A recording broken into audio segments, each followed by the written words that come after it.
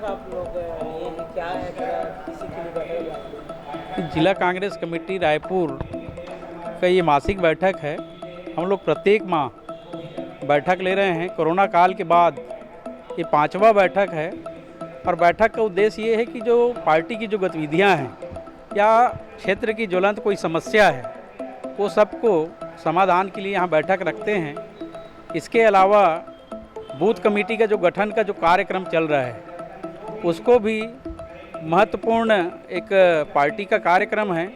उसको सुचारू रूप से संचालन के लिए हम लोग प्रत्येक ब्लॉक में जिला कांग्रेस कमेटी द्वारा प्रभारी का नियुक्ति कर रहे हैं, उसके संबंध में है। उसके अलावा हमारी आज़ादी की 75वीं वर्षगांठ हीरक जयंती कार्यक्रम पूरे साल भर चलाना है, उसके संबंध में समिति गठन करके कमेटी गठन करके उसको रूपरेखा बना के उसको प्लानिंग करने के लिए आज ये बैठक आहूत की गई है। जयंती के संबंध में साल भर जो कार्यक्रम होना है उसके संबंध में, बूथ कमेटी के निर्माण के संबंध में, साथ ही हर ब्लॉक में भी प्रत्येक माह बैठक होनी चाहिए ब्लॉक कांग्रेस कमेटी का, उसका सभी का निर्धारण करने के लिए आज ये बैठक रखा गया है।